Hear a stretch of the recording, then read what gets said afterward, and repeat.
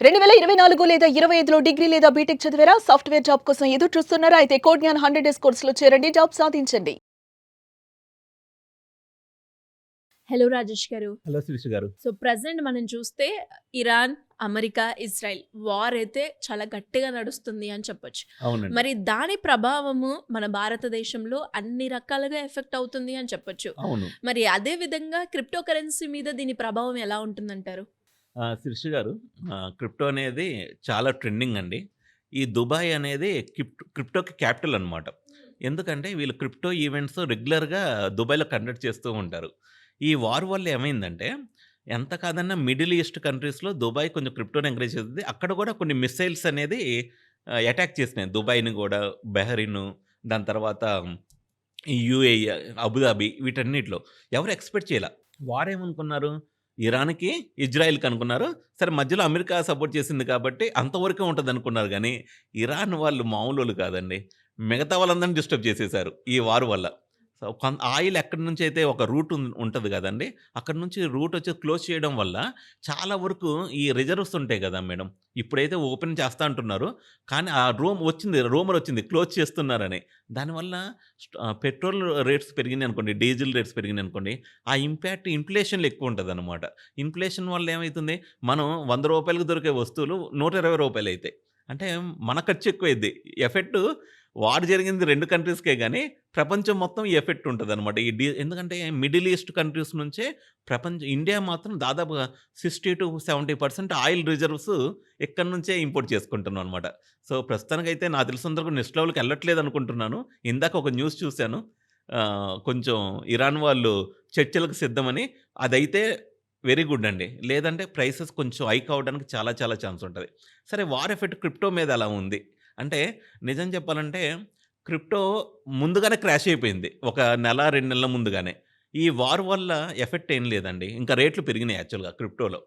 So, అందుకనే ప్రపంచం మొత్తం ఒక క్రిప్టో ఈ మధ్య ఏం రియాక్షన్ అయితుందే, అందరూ తగ్గుతేమో క్రాష్ అయితే వారొస్తాయి అనుకుంటారు. కానీ ఇది పెరిగింది మేడం. ఎందుకు పెరిగిందో ఎగ్జాంపుల్స్‌తో చెబుతాను. బిట్‌కాయిన్ వార్ జరగక ముందు $65,000 ఉంది ట్రేడింగ్‌లో. ఇప్పుడు చూస్తే ఈరోజు $72,000 దాకా రీచ్ అయింది. అంటే సరే అదొకటి. సెకండ్ బీఎన్‌బీ కాయిన్ $589 ఉంది. ఈరోజు చూస్తే $650కి రీచ్ అయింది.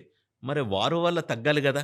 పెరిగిందేంటంటే ఇక్కడ క్రిప్టోలో ఏం జరిగిస్తారంటే వీళ్ళ దగ్గర ఉన్న క్యాపిటల్‌తో ఆహ్, తగ్గిద్ది ప్రైస్ అని షార్ట్ పొజిషన్ తీసుకుంటారు. కానీ వీళ్ళు వేల్స్ ఏం చేస్తారంటే వాళ్ళ పొజిషన్‌ని లిక్విడేట్ చేయడం కోసం వీళ్ళు రేట్లు పెంచుతారు. సో, అందుకనే అంతకుముందు జరిగేదండి. వారొచ్చినప్పుడు ప్రైసెస్ క్రాష్ అవ్వడం ఇయన్నీ జరిగాయి. సెంటిమెంట్ మొత్తం ఒకలాగానే ఉండేది. కానీ ఇప్పుడు మొత్తం మార్కెట్ మొత్తం రివర్స్‌గా అంటే మనం ఏదైతే అనుకుంటామో దానికి రివర్స్‌గా ఎళ్తుంది. అంటే రిటైలర్ ఏదైతే అనుకుంటాడో అది రివర్స్‌గా ఎళ్తుంది. సో, ఇయన్నీ జాగ్రత్తగా ఉంచి స్పాట్ అంటే మన దగ్గర ఎంతైతే అమౌంట్ ఉందో అంతతోనే మనం పొజిషన్ తీసుకుంటే బావుంటది గానీ, ఇంకా ఎక్కువ వేరే విధంగా ఎళ్లి ఈ యొక్క పొజిషన్‌లు తీసుకోవడం వల్ల అంటే వారొస్తే అందరూ బంగారం గాని, ఇది గాని తగ్గిద్ది గాని పొజిషన్‌లు తీసుకుంటారు మేడం. క్రిప్టోకి మాత్రం రేట్ అయితే క్రాష్ అవ్వలేదండి. అంతకు ముందే క్రాష్ అయింది కాబట్టి ఆ ఎఫెక్ట్ ఎక్కువ పడలేదు.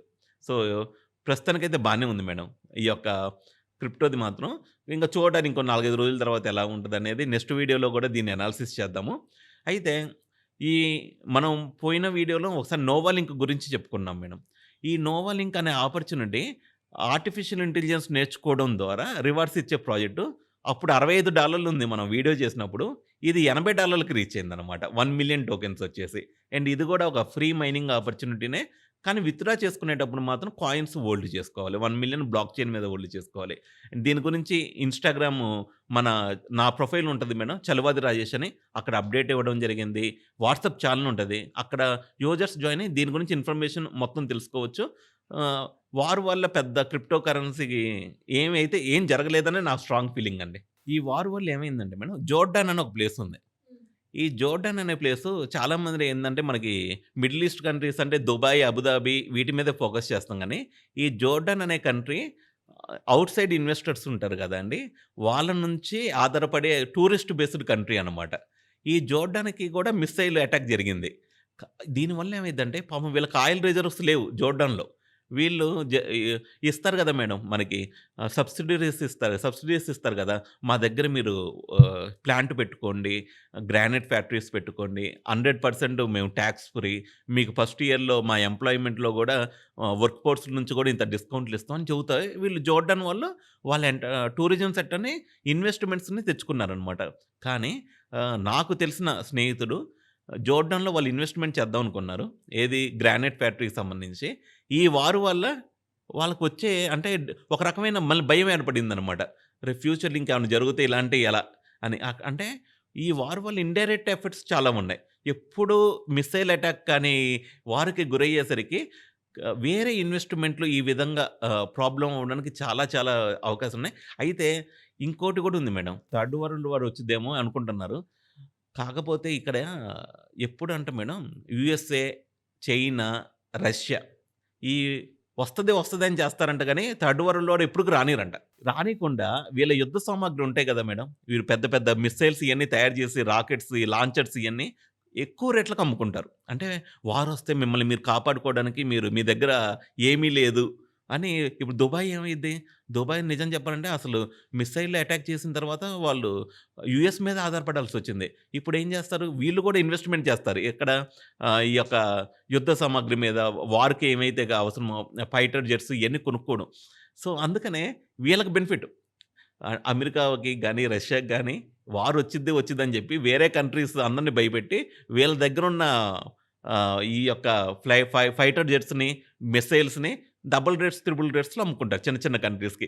సో, ఇది గూడా ఒక చిన్న గేమే అండి. కాపోతే దీని గురించి థంబ్‌నెయిల్స్‌లో ఈ విధంగా రావడం వల్ల పాపం పానిక్ అవుతున్నారు.